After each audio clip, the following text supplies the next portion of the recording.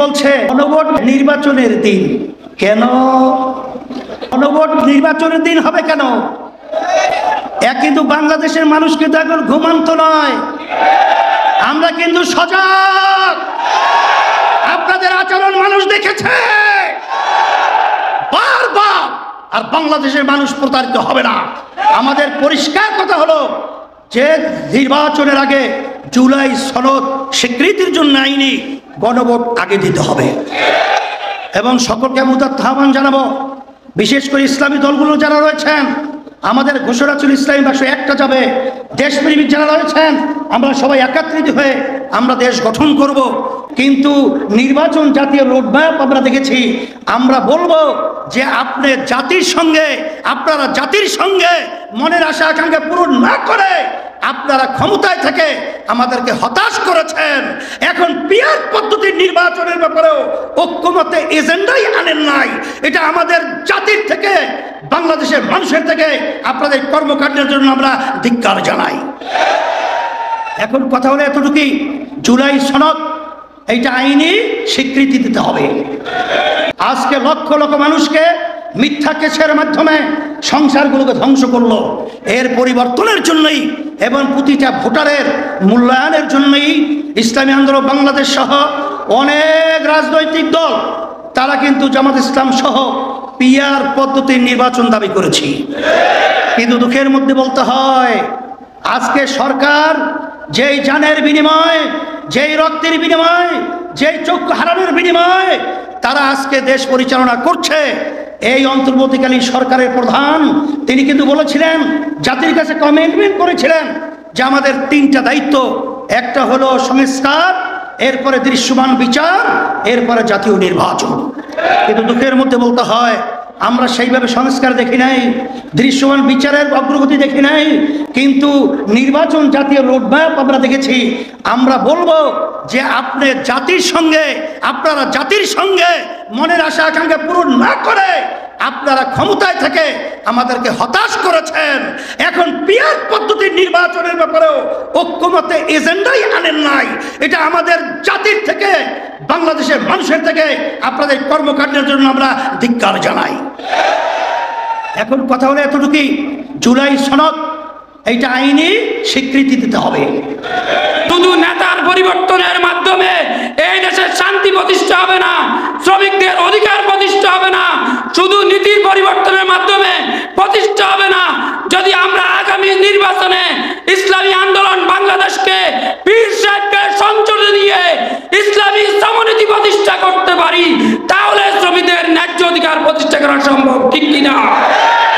ইসলামী শ্রমিক আন্দোলন কর্তৃক আয়োজিত অধ্যকার প্রতিষ্ঠা বার্ষিকী সমাবেশের মহতারাম প্রধান অতিথি, বাংলার লাখ ও কোটি মানুষের রাজনৈতিক ও আধ্যাত্মিক নেতা, শ্রমিকদের আস্থাভাজন নেতা আমিরুল মুজাহিদিন হযরত পীর সাহেব হুজুর সরমনাই, বিশেষ অতিথি হিসাবে উপস্থিত রয়েছেন ইসলামী আন্দোলন বাংলাদেশের সিনিয়র নায়েবে আমির, জুলাই গণ অভ্যুত্থানের রাজপথের লড়াকু সৈনিক মুফতি সৈয়দ মোহাম্মদ ফয়জুল করিম শাইখে সরমনাই, উপস্থিত কেন্দ্রীয় জাতীয় নেতৃবৃন্দ, সমবেত ভাইয়েরা, ইসলামী শ্রমিক আন্দোলন বাংলাদেশের পক্ষ থেকে আপনাদেরকে জানাই প্রতিষ্ঠা বার্ষিকীর শুভেচ্ছা ও অভিনন্দন।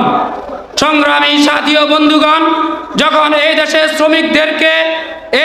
শ্রমিকদের উপর নির্যাতন নিপীড়নের স্ট্যাম্প রোলার চলছিল, যখন এই দেশের শ্রমিকদেরকে বিক্রি করে সে অসহায় শ্রমিক নেতারা আঙ্গুল ফুলে কলা গাছ হয়েছিল, যখন এই দেশের শ্রমিকদের উপর গুলি চলেছিল, এই দেশের শ্রমিকদেরকে সেই কারাগারে বন্দী করা হয়েছিল, এই দেশের শ্রমিকরা যখন সকল নাগরিক সুবিধা অধিকার থেকে বঞ্চিত ছিল, তখনই বাংলার কুতুব আমাদের হযরত পীর সাহেব চরমনাই শাইখ রহমতুল্লাহ আলাইহি 2006 সালের 9 অক্টোবর ইসলামী শ্রমিক আন্দোলন গঠন করেছে। আল্লাহর মেহরবানিতে আমরা বর্তমান মহতারাম আমির এবং শাইখে চরমনাই নেতৃত্বে সারা বাংলাদেশের সকল জেলা, সকল থানা, উপজেলা, সকল ইউনিয়ন, সকল ওয়ার্ডে ইসলামী শ্রমিক আন্দোলনের কার্যক্রম কার্যক্রমকে বিস্তৃত করেছি, যার সাক্ষী আজকের এই সমাবেশ।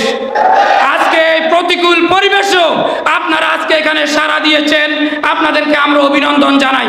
আমি বক্তব্য দীর্ঘায়িত করব না। সাংবাদিক ভাইয়েরা আমাদেরকে সহযোগিতা করেছেন, আজকের সমাবেশের পক্ষ থেকে আপনাদেরকে অভিনন্দন জানাই। আইন শৃঙ্খলা বাহিনী আমাদেরকে সহযোগিতা করেছেন, তাদেরকে আমরা অভিনন্দন জানাই। আজকে প্রোগ্রামে যারা অংশগ্রহণ করেছেন, বক্তব্য রেখেছেন, আপনারা আমাদেরকে সহযোগিতা করেছেন, আমরা অভিনন্দন জানাই। আমি সারা দেশের সকল শ্রমিক ভাইদেরকে বলবো, আর সামনে আমাদের জাতীয় নির্বাচন, ঠিক কিনা? আমাদের শাইখ রহমতুল্লাহ বলেছেন যে নেতা নয়, নীতির পরিবর্তন চাই। শুধু নেতার পরিবর্তনের মাধ্যমে এই দেশের শান্তি প্রতিষ্ঠা হবে না, শ্রমিকদের অধিকার প্রতিষ্ঠা হবে না। শুধু নীতির পরিবর্তনের মাধ্যমে প্রতিষ্ঠা হবে না। যদি আমরা আগামী নির্বাচনে ইসলামী আন্দোলন বাংলাদেশকে পীর সাহেবকে সংসদে নিয়ে ইসলামী সমনীতি প্রতিষ্ঠা করতে পারি, তাহলে শ্রমিকদের ন্যায্য অধিকার প্রতিষ্ঠা করা সম্ভব, ঠিক কিনা? তাই এখান থেকে যাওয়ার পর আমরা আমাদের প্রত্যেক ওয়ার্ডে ইসলামী শ্রমিক আন্দোলনের দুর্গ করে তুলব। যতগুলো শ্রমিক সেক্টর রয়েছে, নির্মাণ শ্রমিক, হোটেল শ্রমিক, ওয়াল শ্রমিক, আমাদের যত শ্রমিক রয়েছে, সকল সেক্টরে আমরা আমাদের শ্রমিক আন্দোলনের কমিটি গঠন করব। আগামী নির্বাচনে সেই দুষ্কৃতিকারী ভোট চোরদেরকে শিক্ষা দেওয়ার জন্য ইসলামী শ্রমিক আন্দোলনকে প্রস্তুত থাকতে হবে। সবাই পারবেন তো ইনশাআল্লাহ?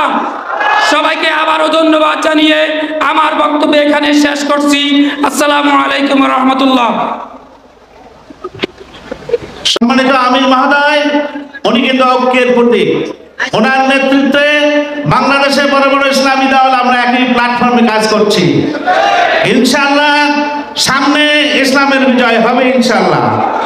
ভাইরা, আপনারা শ্রমিক, আপনি জানেন আপনাদের জন্য সোশ্যাল সিকিউরিটি, সামাজিক নিরাপত্তা একটা ফান্ড আছে বাংলাদেশে, সেখানে বরাদ্দ হলো 1 লক্ষ কোটি টাকা।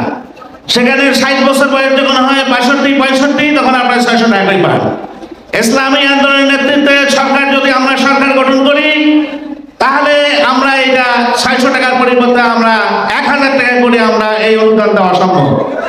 আমি সামান্য একটা হিসাব দিয়ে আমি শেষ করতে চাই। এখন 65 লক্ষ মানুষ বাংলাদেশে সামাজিক নিরাপত্তার অধীনে আছে। ইসলামী আন্দোলন ক্ষমতায় গেলে 1 কোটি লোক এই সামাজিক নিরাপত্তা আনতে হবে। ভাই, কয় টাকা লাগে? ইসলামী আন্দোলন যদি 1000 টাকা করে প্রতি মাসে দেয়, 12 মাসে 12,000, 1 কোটি লোককে দিলে 12,000 কোটি টাকা। এখানে বরাদ্দ আছে 1 লক্ষ কোটি টাকা। এইরকম এই দেশ চলতেছে জুয়া, চুরি, ডাকাতি, স্বজনপ্রীতি, এদের মধ্যে এই দেশ চলে। ইসলামী আন্দোলন আমির শাহ হুজুরের নেতৃত্বে আমরা যদি সরকার গঠন করি, এই দেশ মালয়েশিয়ায় পরিণত করতে ইনশাআল্লাহ 3 থেকে 4 বছর যথেষ্ট। সবাই ভালো থাকেন, সময় কম, আবারও দেখা হবে। আসসালামু আলাইকুম ওয়া রাহমাতুল্লাহ।